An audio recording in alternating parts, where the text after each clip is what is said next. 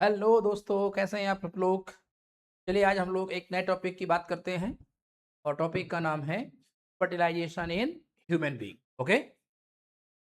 Fertilisation एक ऐसी process होती है जिसमें कि हैप्लॉइड गैमेट का फ्यूजन होता है और जिसके रिजल्टेंट एक डिप्लॉइड जाइगोट का फॉर्मेशन होता है। तो fertilization is the process of producing diploid zygote by the fusion of haploid male and female gametes।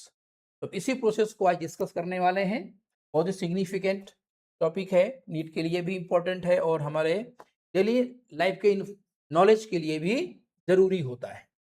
कुछ कोर इन्फॉर्मेशन जो हम लोग पढ़ने वाले हैं, जैसे कि साइट ऑफ एक्शन, मतलब कहीं पर जो स्पर्म है और ओवम का फ्यूजन कहाँ पर होने वाला है, स्पर्म का प्रिपरेशन कैसे होता है, दैट मीन कि जो स्पर्म है जब फीमेल के रिप्रोडक्टिव से सिस्टम में आते हैं तो उस फीमेल के रिप्रोडक्टिव सिस्टम में उनमें क्या क्या चेंजेस होते हैं, किस तरीके से स्पर्म अपने एक्रोसोम का यूज करके ओवम को पेनिट्रेट करते हुए उसका फर्टिलाइजेशन कराता है।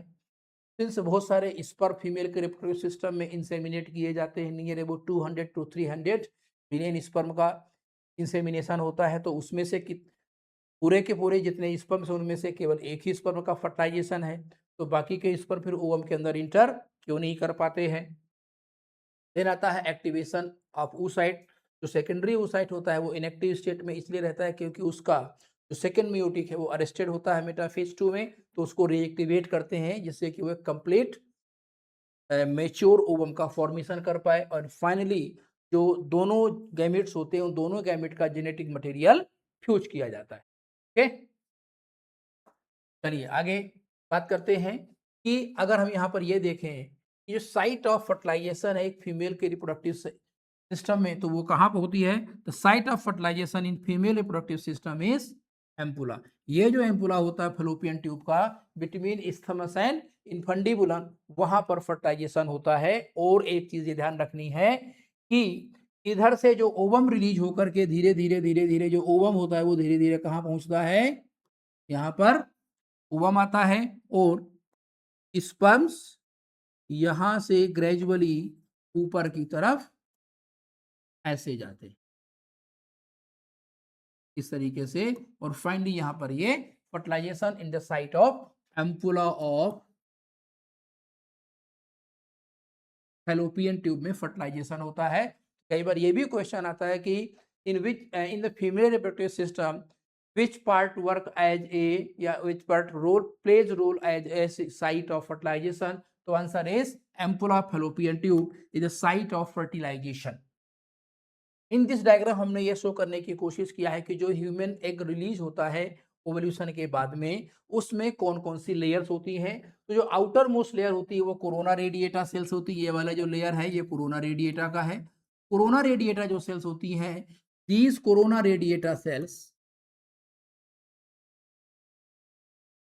कोरोना रेडिएटा, जो कोरोना रेडिएटा होता है, इस कोरोना रेडिएटा का जो फॉर्मेशन होता है कहाँ से होता है, from granulosa cells of follicle. जो डेवलपिंग फॉलिकल होती है उस डेवलपिंग फॉलिकल में जब जोना पेलुसिडा बन जाती है तो जोना पेलुसिडा की in close vicinity 2 to 3 layer of जो ग्रेनुलोसा सेल्स होती हैं they become irregular and result in the formation of corona radiata. Next layer toward the corona radiata zona pellucida. Zona pellucida non cellular non living proteinaceous structure होता है जो glycoprotein का बना होता है और जिसका सिक्रीशन खुद सेकेंडरी oocyte करता है। Perivetline space, inner to that there is a specific space filled the fluid said to be perivetline space, and the innermost layer surrounding the egg cytoplasm nucleus and its other entities is egg membrane or the oolemma present होती है। तो अब देखिए जो sperm होगा वो multiple barriers को cross करते करते यहां तक पहुंचता है in order to bring about the fertilization process. क्या क्या कोर इवेंट्स हैं जो हम पढ़ने वाले हैं उनमें जैसे कि insemination is the first step of ejaculation और सॉरी इजाकुलेशन और deposition of the semen into vagina of the female. Second step है कैपेसिटेशन, जो स्पर्म जिनको किसी डिग्री तक एक लिमिट तक मेल के रिप्रोडक्टिव सिस्टम में थोड़ा सा डीएक्टिवेट किया जाता है, उसको बोलते हैं डीएक्टिवेट किया जाता है, उसको बोलते हैं डीकैपेसिटेशन। तो जो डीकैपेसिटेटेड स्पर्म्स होते हैं उनको दोबारा से रीएक्टिवेट करके फर्टिलाइजेशन के कैपेबल बनाने के प्रोसेस उसको बोलते हैं कैपेसिटेशन बोलते हैं। नेक्स्ट हम पढ़ने वाले हैं एक्रोसोमल रिएक्शन कि जो स्पर्म का एक्रोसोम है वो किस तरीके से अपने एंजाइम्स का रिलीज करता है, क्योंकि जो एक्रोसोम है it is filled with hydrolytic enzymes, और वो हाइड्रोलाइटिक एंजाइम्स किन किन मेम्ब्रेन को डिसॉल्व करते हैं, वो कौन कौन से एंजाइम्स हैं, और किस तरीके से वो आगे चल करके स्पर्म के न्यूक्लियस की डिलीवरी को ओवम के अंदर इंश्योर करता है। देन जोना पेनिट्रेशन, जोना को मेम्ब्रेन को डिसॉल्व करना है, मेम्ब्रेन फ्यूजन होगा, पॉलीस्पर्मी का ब्लॉक होगा, मींस एक से ज्यादा स्पर्म की एंट्री को रोकने का काम किया जाता है। And then after there is a completion of second meiotic, and finally the syngamy or the fusion of genetic material of the both of the gametes. चलिए आगे बात करते हैं कैपेसिटेशन। देखिए जो स्पर्म होते हैं, इन स्पर्म को मेल के रिप्रोडक्टिव सिस्टम के अंदर, मेल के रिप्रोडक्टिव सिस्टम के अंदर एक स्पेसिफिक कैप लाइक स्ट्रक्चर से एक्रोसोम रीजन को ब्लॉक कर दिया जाता है। इस तरीके से इसकी कैपिंग कर दी जाती है। अब ये जो कैपिंग होती है, this capping in the capping of acrosome in the male reproductive system, this is known as decapacitation. इसको बोलते हैं डीकैपेसिटेशन। तो ये डीकैपेसिटेशन कहाँ होता है और करना क्यों जरूरी है? तो डीकैपेसिटेशन का अगर मैं साइट की बात करूं, तो जो डीकैपेसिटेशन का साइट होता है वो होता है epididymis of the male reproductive system. करते क्यों हैं? डीकैपेसिटेशन होता है to prevent acrosomal reaction, means acrosomal enzyme के रिलीज होने से रोकने के लिए स्पर्म का decapacitation in the male reproductive system होता है। उसका कारण क्या है, करना क्यों जरूरी है? देखिए जब फर्टिलाइजेशन जिसमें इंटरकोर्स होगा तो उस इंटरकोर्स के टाइम में sperm start moving in the duct system of the male reproductive system. अब उस डक्ट सिस्टम में जब ये स्पर्म डक्ट की वॉल के कांटेक्ट में आएंगे तो हो सकता है उसके एक्रोसोमल एंजाइम जो ओवम की मेम्ब्रेन को डिसॉल्व करने के लिए बने हैं वो वहीं को वहीं डिसॉल्व हो जाए, मेल रिप्रोडक्टिव सिस्टम में ही डिसॉल्व हो जाए। अब अगर ये मेल के रिप्रोडक्टिव सिस्टम में ही एंजाइम रिलीज हो चुके हैं और जब वहीं रिलीज हो चुके हैं तो फिर वो ओवम की मेम्ब्रेन का पेनिट्रेशन का डिसोल्यूशन नहीं कर पाएंगे, और जब मेम्ब्रेन का डिसोल्यूशन नहीं कर पाएंगे तो वो स्पर्म फर्टिलाइजेशन के लायक नहीं रहेगा। तो मेल के रिप्रोडक्टिव सिस्टम में क्या करते हैं, डक्ट सिस्टम में खास करके एपिडिडर्मिस के जोन में क्या होता है कि स्पर्म में दो चीजें होती हैं। नंबर एक तो स्पर्म को फुली मैच्योर बनाते हैं, देन उसकी टेल रीजन को प्रॉपर्ली डेवलप किया जाता है, और साथ ही साथ the capping of acrosome with chemicals like cholesterol glycoproteins, जिससे कि जो एक्रोसोमल रिएक्शन होने वाली हो within the male reproductive system वो ना होने पाए, और फाइनली स्पर्म के एक्रोसोम के एंजाइम को रिलीज होने से रोका जाता है, and this prevention is called as decapacitation. Okay, अब जो स्पर्म डीकैपेसिटेशन किया जा चुका है, मींस अगर ये sperm as it is ovum के पास पहुंचे तो अभी भी ये ओवम को फर्टिलाइज नहीं कर पाएगा, वो एग मेम्ब्रेन को डिसॉल्व नहीं कर पाएगा। तो होता क्या है कि डीकैपेसिटेशन जब आता है क्या प्रोसेस, कैपेसिटेशन। तो जो कैपेसिटेशन वो क्या है,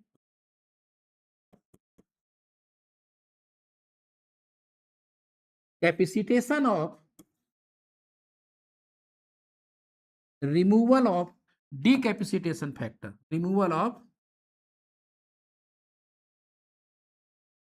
decapacitation factors in where female reproductive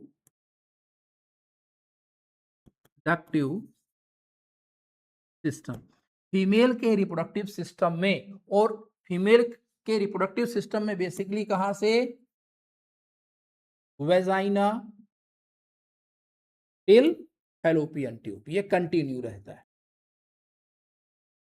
ऐसा नहीं केवल एक ही पार्ट में होगा। ठीक है, तो वेजाइना से लेके फैलोपियन ट्यूब इंक्लूडिंग यूटेरस, ये डीकैपेसिटेशन फैक्टर्स को रिमूव करने की प्रोसेस कंटिन्यू रहती है। जो फीमेल के रिप्रोडक्टिव सिस्टम में निकलने वाले कुछ केमिकल्स होते हैं, वो केमिकल ग्रेजुअली क्या करते हैं, इन डीकैपेसिटेशन फैक्टर्स की वॉशिंग करना शुरू करते हैं, उनको रिमूव करना शुरू करते हैं, और जैसे जैसे डीकैपेसिटेशन फैक्टर निकलते जाएंगे, स्पर्म अपनी फुल फर्टिलाइजेशन कैपेसिटी को एक्वायर करता हुआ चला जाता है। और अगर डीकैपेसिटेशन ना किया जाए स्पर्म का, तो वो फर्टिलाइजेशन करने में कैपेबल नहीं रहेगा।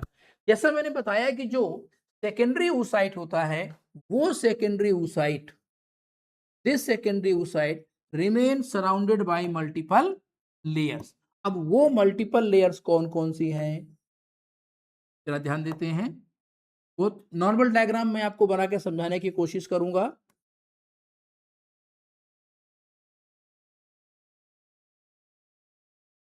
ये मैंने कुछ लेयर बनाई, इनमें से ये लेयर हुई कौन सी, कोरोना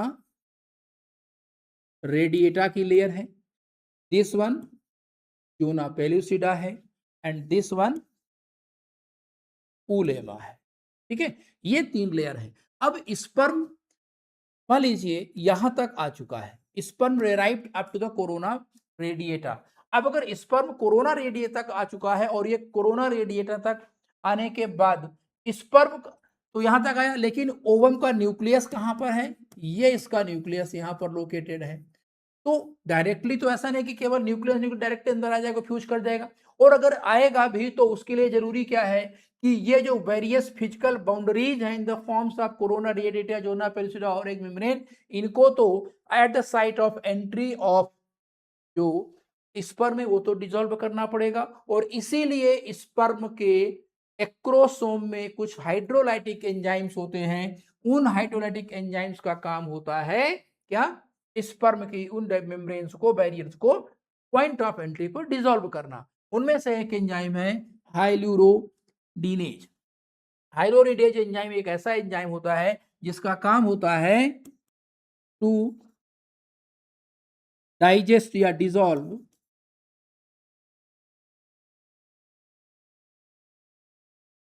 हाइलुरोनिक एसिड। ये जो हाइलुरोनिक एसिड होता है, this hyaluronic acid remain filled between corona radiata sales.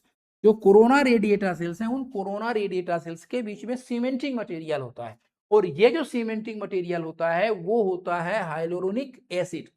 Kind of जो कह सकते हैं म्यूकोपॉलीसैकेराइड होता है, और इसको भी डिसॉल्व किया जाता है।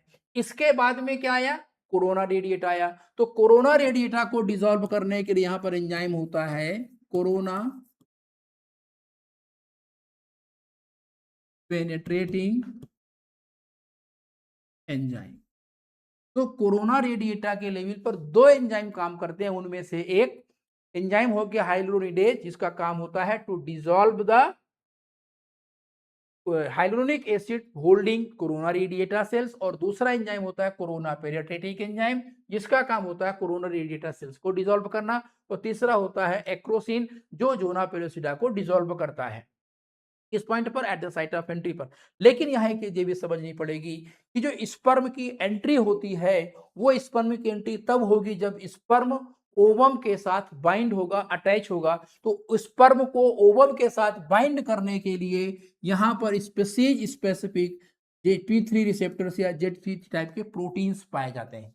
यहाँ पर मैंने स्पेसीज स्पेसिफिक क्यों कहा, देखिए अगर बाई चांस मान लीजिए कि कोई एक स्पेसीज एक्स है, ठीक है ना, ये स्पीसीज एक्स का क्या है, मेल मेंबर है, और ये स्पीसीज वाई है जो कि ये फीमेल मेंबर है। डन। तो अगर ये इन दोनों का अगर स्पीसीज सेम है, तभी इनके बीच में फर्टिलाइजेशन पॉसिबल होगा। लेकिन अगर मान लीजिए कोई एक स्पीसीज पी है जो कि इन दोनों से क्या है, डिफरेंट है, अब अगर इसका स्पर्म इसके ओवम के साथ फर्टिलाइज कराया जाए तो नेचुरल फर्टिलाइजेशन यहां पर नहीं होगा।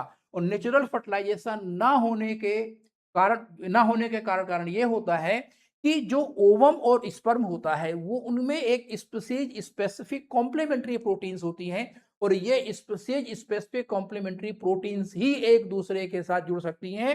मींस अगर एक हम बात एग्जांपल के लिए कि ह्यूमन है, तो ह्यूमन स्पर्म में एक ऐसी कॉम्प्लीमेंट्री प्रोटीन होगी जो ह्यूमन फीमेल के ओवम के साथ ही अटैच होगी, चाहे हम उसको किसी दूसरे स्पीसीज के फीमेल के रिप्रोडक्टिव सिस्टम में भले ही डाल दें, इसके बावजूद वो स्पर्म वहां पर काम नहीं करेगा। मींस जो binding of male and female gamete और स्पर्म और ओवम होती है वो स्पीसीज स्पेसिफिक है। किसी एक स्पीसीज का जो स्पर्म है वो अपनी ही स्पीसीज के अपोजिट गैमेट से बाइंड करेगा, किसी दूसरे स्पीसीज के अपोजिट गैमेट से बाइंड नहीं करेगा। दैट इज कहते हैं कि स्पर्म और एक ओवम जो रिएक्शंस होती हैं वो स्पीसीज स्पेसिफिक है। दैट मीन ZP3 एक स्पेसिफिक प्रोटीन होता है जिसके साथ स्पर्म बाइंड करेगा, और बाइंड होने के बाद में वो अपने एक्रोसोमल एंजाइम की हेल्प से उन फिजिकल बैरियर को डिसॉल्व करता है, जिससे धीरे धीरे स्पर्म ओवम के अंदर पहुंच पाए। As far as human being fertilization is concern, it is known that कि ह्यूमन बीइंग में इंटायर स्पर्म ओवम के अंदर इंटर करेगा, लेकिन except two structures like proximal centriole and nucleus के अलावा बाकी के जो अदर स्ट्रक्चर्स होते हैं वो सभी के सभी ओवम के अंदर डिजनरेट हो जाते हैं। केवल फंक्शनल बचता है तो वो केवल क्या, प्रॉक्सिमल सेंट्रियोल, और दूसरा बनता है उसका genetic material that is nucleus. Rest of चीजें get dissolve inside the ovum, means middle piece containing mitochondria, tail piece and rest of this centriole जो कि कह सकते हैं डिस्टल सेंट्रियोल है, या टेल के बिगिनिंग पर या मिडल पीस के एंड पे एक होता है क्या, रिंग सेंट्रियोल, वो भी डिसॉल्व हो जाता है। केवल दो ही चीजें बचेंगी, न्यूक्लियस और proximal centriole. Rest all the structures of the sperm in the human female zygote completely dissolve. Very clear. चलिए अब जैसे मैंने बताया कि जब एक स्पर्म ZP3 से बाइंड हो गया, अब स्पर्म जो ZP3 से बाइंड हो गया है तो वही स्पर्म फर्दर मेम्ब्रेन को डिसॉल्व करेगा जो ओवम की है, और फिर वो जाकर के वो इस ओवम या oocyte के अंदर जाकर के फर्टिलाइजेशन करेगा। तो सर बहुत सारे स्पर्म का इंसेमिनेशन होता है, और जब बहुत सारे स्पर्म फीमेल के रिप्रोडक्टिव ट्रैक के वजाइना में आए हैं तो फिर why not rest of sperm are making their entry inside the ovum और oocyte। रीजन इज दैट कि जैसे ही कोई स्पर्म ZP3 पर या के प्रोटीन या जोना पेलोसिडा के साथ में बाइंड हुआ और ये धीरे धीरे धीरे धीरे कहां पर आया, यहां पर पहुंच गया। मान लो ये स्पर्म यहां पर पहुंच चुका है, तो जैसे ही स्पर्म की entry inside the egg membrane होगी, इमीडिएटली होता क्या है कि यहां पर there is a fusion of calcium, यहां पर कैल्शियम आयन का इनफ्लक्स हो जाता है। कैल्शियम आयन का क्या हुआ, इनफ्लक्स हुआ, और इन कैल्शियम आयन के इनफ्लक्स होने के रिजल्टेंट यहां पर प्रेजेंट होते हैं ये स्पेसिफिक टाइप ऑफ ग्रेन्यूल्स जिनको कहा जाता है कॉर्टिकल ग्रेन्यूल्स।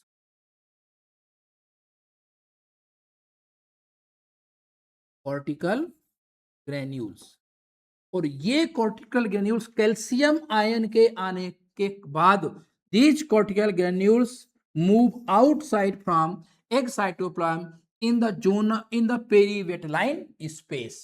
मींस जैसे ही स्पर्म की एंट्री ओवम के अंदर हुई, immediately there is an influx of the calcium ion, and this influx of calcium ion का resultant cortical reactions होती है। cortical reaction is the process of कह सकते हैं moving of cortical granules from egg cytoplasm in the periveteline space। और जब ये periveteline space में आ जाएगा, जैसे periveteline space में आएगा तो दो चीजें होंगी। नंबर एक, जोना पेलोसिडा या स्पर्म बाइंडिंग जो प्रोटीन होती है जोना पेलोसिडा पर, वो प्रोटीन का स्ट्रक्चर चेंज हो जाता है। दैट मीन अब उसकी कॉम्प्लीमेंटेरिटी विद स्पर्म खत्म हो जाएगी, and the same time this zona pellucida get hardens. As the result of that कोई नेक्स्ट स्पर्म की एंट्री ओवम के अंदर oocyte के अंदर नहीं होती है, जिसको कहते हैं blocking of polyspermy. Very clear. Again I am going to explain this. As soon as sperm enters in oocyte, immediately calcium ion influx होता है, और कैल्शियम आयन के इन्फ्लक्स होने के कारण एग के अंदर प्रेजेंट जो कॉर्टिकल ग्रेन्यूल्स होते हैं वो एग के साइटोप्लाज्म से निकल करके पेरीवेटलाइन स्पेस में डिपॉजिट होते हैं, और ये जो स्पेस आप देख रहे हैं ये क्या है, पेरीवेटलाइन स्पेस ही है। पेरीवेटलाइन स्पेस। और इस पेरीवेटलाइन स्पेस में जैसे कॉर्टिकल ग्रेन्यूल्स आएंगे तो जोना पेलोसिडा में हार्डनिंग और conformational change in the structure of ZP3 और स्पर्म बाइंडिंग प्रोटीन होगा, तो no more sperm can enter. क्योंकि अगर बाई चांस ये ना हो, बाई चांस मान लीजिए कि एक से ज्यादा स्पर्म, दो स्पर्म इंटर कर जाएं, तो इस केस पर जो पॉलीप्लोइडी कंडीशन आएगी, जो जाइगोट बनेगा उसमें 46 की जगह पर कितने 69 क्रोमोसोम हो जाएंगे। और this kind of abnormal number of chromosome lead to various type of highly lethal genetic disorders. अब हुआ क्या कि जब ये स्पर्म ओवम के इस oocyte के अंदर आया, इस आयस स्पर्म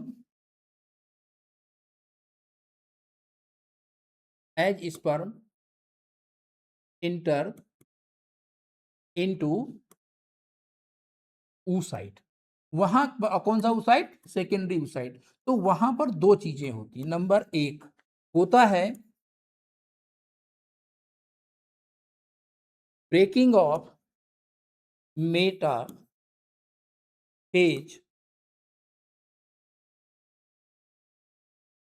प्रमोटिंग फैक्टर्स, और दूसरा जो काम होता है वो होता है turning on of anaphase promoting factors. ये दो काम होते हैं just after the entry of sperm. और चूंकि हम जानते हैं कि जो सेकेंडरी oocyte है, उस सेकेंडरी oocyte में फर्स्ट मियोटिक डिवीजन कंप्लीट होता है, second meiotic division starts before ovulation. Very clear, ovulation के ठीक पहले ही सेकेंडरी मियोटिक स्टार्ट हो चुका है, लेकिन वो कंप्लीट नहीं होता है। And completion of second meiotic division is only taking place when it is being penetrated by the that is oocyte penetrated by the what, sperm।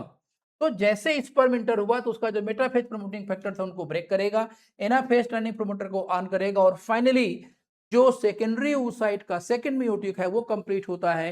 As a result of that this जो second meiotic है जो कि mitotic type का है, again unequal type का division है, जिसमें कि one of the cell acquires most of nutrient rich cytoplasm and known as mature ovum are ooted and large in the size, while another cell having less amount of nutrient rich या कह सकते हैं least amount of the cytoplasm is called as second polar body।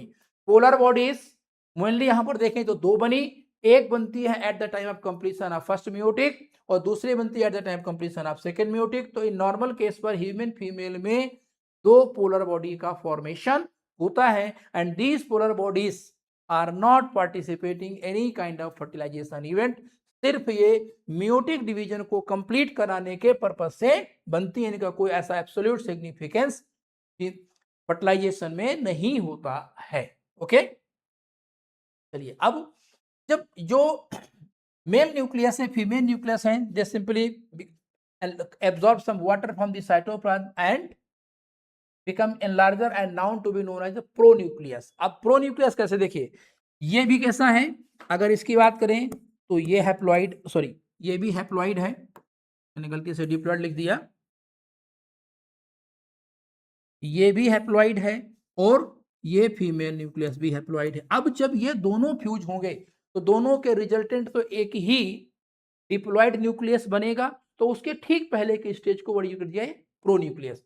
अब यहां पर एस्टल fibre का formation है, ये जो एस्टल फाइबर्स हैं ये कह सकते हैं स्पेसिफिक फाइबर्स का फॉर्मेशन होता है माइक्रोट्यूब्यूल के हेल्प से। ये इसलिए होता था कि मेल और फीमेल के गैमेट को प्रॉपर लोकेशन पर अरेंज किया जा सके, जिससे कि उनके बीच में एम्फीमिक्सिस हो पाए, मतलब दोनों जो मेल और फीमेल के जो क्रोमोसोम्स है वो एक प्रॉपर तरीके से अलाइन हो सके।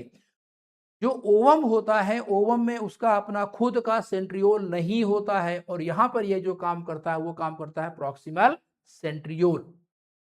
The both pronuclei migrate precisely to the center and result in the formation of zygote, ये कंडीशन आई कि haploid sperm, haploid ovum, radial formation of diploid zygote. So here amphi mix is the precise fusion of male and female chromosomes. Means जैसे कि mail chromosome का first pair, female chromosome का first pair, वो pairing कर जाएगा, second से कर जाएगा, और इस तरीके से अगले 23 पेयर जो क्रोमोसोम्स बन जाते हैं, जिसको बोलते हैं एम्फीमिक्सिस. और इसके लिए जरूरी है कि वो एक प्रिसाइज यहाँ पर स्पिंडल फाइबर का फॉर्मेशन हो, जो कि मेल गैमीट में आए हुए कौन सा प्रॉक्सिमल सेंट्रियोल करता है. डन. अब जब फर्टिलाइजेशन हुआ तो ये फर्टिलाइजेशन जो हुआ है, ये फर्टिलाइजेशन का सिग्निफिकेंस क्या है, फर्टिलाइजेशन होना जरूरी क्या है, क्यों है. तो सबसे पहला रेस्टोरेशन ऑफ दिस डिप्लॉइडी. देखिए फर्टिलाइजेशन और मियोसिस ये एक दूसरे के कह सकते हैं इस तरीके से एसोसिएटेड है कि एक इवेंट हैप्लॉइडी को स्टोर करती है तो दूसरी इवेंट डिप्लॉइडी को स्टोर करती है, जिसमें मियोसिस होगा तो हैप्लॉइड क्रोमोसोम्स का फॉर्मेशन, हैप्लॉइड गैमेट्स का फॉर्मेशन होगा, और जब गैमेट का फ्यूजन होगा in the process of fertilization तो डिप्लॉइड स्टेट का रेस्टोरेशन हो जाता है.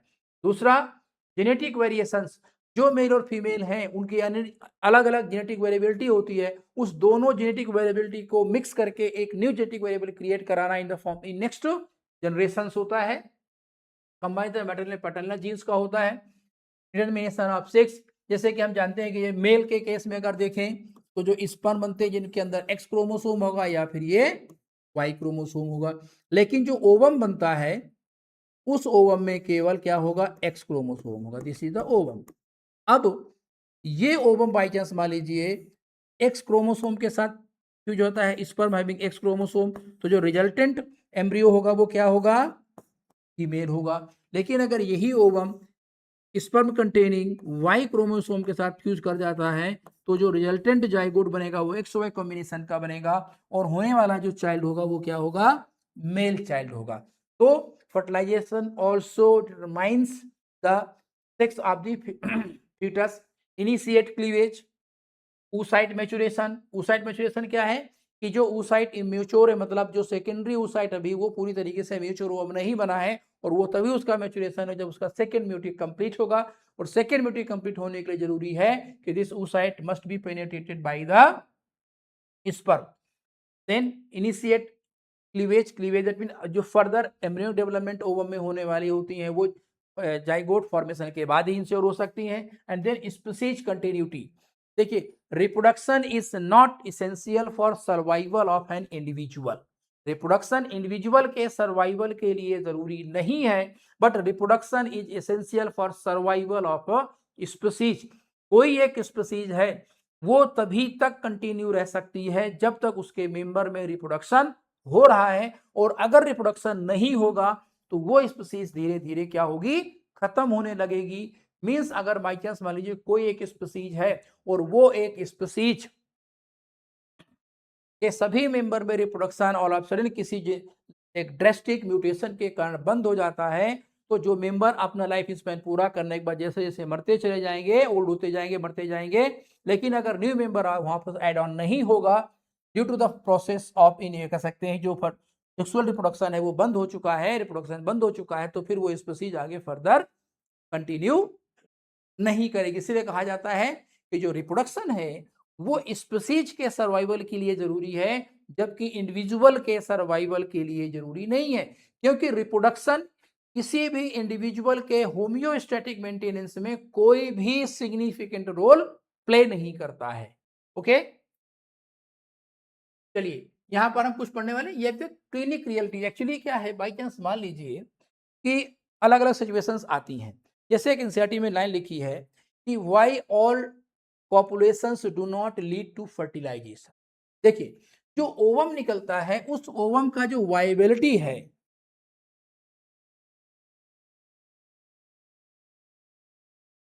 Ovum viability after ovulation 24 hours होता है. अब इस 24 आवर्स के अंदर अंदर अगर स्पर्म एम्पुला तक पहुंच चुके हैं तो फर्टिलाइजेशन. बेसिकली अगर मैं बात करूं तो यहां पर क्या है कि जो ओवम वायबिलिटी 24 आवर्स है. अब और जो स्पर्म का वायबिलिटी है in the female reproductive system, sperm viability in female, वो बेटा जी 48 आवर्स या कुछ प्लस हो सकता है, बट ऐसा नहीं कि वो एक वीक तक भी नहीं, 48 आवर्स या मैक्सिमम अप टू 72 आवर्स के आसपास तक हो सकता है, उससे ज्यादा नहीं होगा। तो अगर स्पर्म मेल के रिप्रोडक्टिव ट्रैक में 1 डे बिफोर आ जाता है या 1 डे लेट, देखो 1 डे बिफोर आया तो अगले 48 आवर तक सर्वाइव करेगा, तो तब तक ओवम वहां पर पहुंच जाएगा, तो फर्टिलाइजेशन हो जाएगा। और अगर बाई चांस मान लीजिए ओवम 24 आवर ओवम रिलीज हुआ है, उसके 24 आवर बाद तक अगर स्पर्म पहुंच जाते हैं तो भी फर्टिलाइजेशन होगा। लेकिन एनसीईआरटी में लिखी है कि simultaneous arrival of both of the gamete in the ampulla region of the fallopian tube ensures the fertilization, but if there is no simultaneous arrival of the both of the gamete, then fertilization will not happen. That is why we said that all copulations do not lead to pregnancy or fertilization. Then abnormal outcomes, अब abnormal outcome वो तभी fertilisation में होता है या तो जब gamete proper तरीके से ना बने हो, क्योंकि जो इसके बारे में ऑलरेडी एक टॉपिक डिस्कस कर चुका हूं जिसमें मैंने पढ़ाया था oogenesis इन फीमेल, तो वहां पर बताया हुआ है कि फीमेल में जो oogenesis होता है वो डिकेड्स तक क्या रहता है, अरेस्टेड रहता है, रुका रहता है। तो जब वो रिज्यूम होगा, जब रिज्यूम होगा तो उस रिजम्पशन के टाइम पर उसमें कुछ chromosomal abnormalities by the process of non disjunction of chromosome हो सकता है, और इस केस पर अगर वो किसी स्पर्म से फ्यूज करेगा तो क्रोमोसोम नंबर कम या ज्यादा हो सकती है।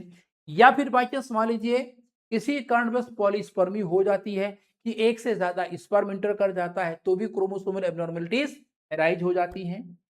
कुछ केस पर ऐसा देखा जाता है कि बाई चांस मान लीजिए कि स्पर्म या कोई मेल, एक कपल है, उस कपल को बेबी नहीं हो पा रहा है किसी कारण से, they visit doctor and the doctor advise the technique of IVF in vitro fertilization। In vitro fertilization में क्या होता है कि मेल और फीमेल के जो गैमिट्स को लेते हैं और उन मेल फीमेल गैमिट को टेस्ट ट्यूब में फ्यूज कराते हैं by providing ideal environment to like the female body, तो वो होता है IVF। इसके बारे में हम लोग आगे पढ़ने वाले हैं, रिप्रोडक्टिव हेल्थ का जब चैप्टर आएगा तो वहां पढ़ेंगे। तो fertilization facilitated artificially outside the body in a lab, okay, environment.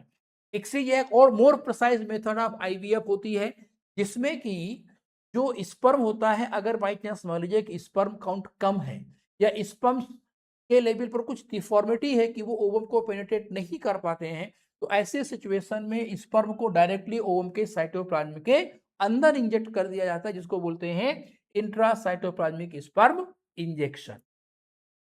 And now here we have एक कंप्लीट फ्लो चार्ट है। पहला स्टेप कैपेसिटेशन, मतलब स्पर्म को जो फिजियोलॉजिकली और एडवांस किया गया उसको मोर फंक्शनल बनाया गया बाय रिमूविंग डिकैपेसिटेशन फैक्टर्स। फिर एक्टोसोमल रिएक्शंस जिससे कि जो एग के वेरियस फिजिकल बैरियर्स थे in the forms of corona radiata, in the forms of zona pellucida और द एग मेम्ब्रेन्स, उनको डिसॉल्व करने के लिए क्या हुआ, एक्टोसोमल रिएक्शंस हुई, दोनों की मेम्ब्रेन फ्यूज हुई। Cortical reaction for the purpose of prevention of polyspermated zona block हुआ, म्यूसिस टू कंप्लीशन हुआ, finally syngamy, and ultimately there is a formation of diploid zygote। Thank you children, आज के इस topic में इतना ही। Please do subscribe my channel and keep on learning, keep on learning. Thank you so much.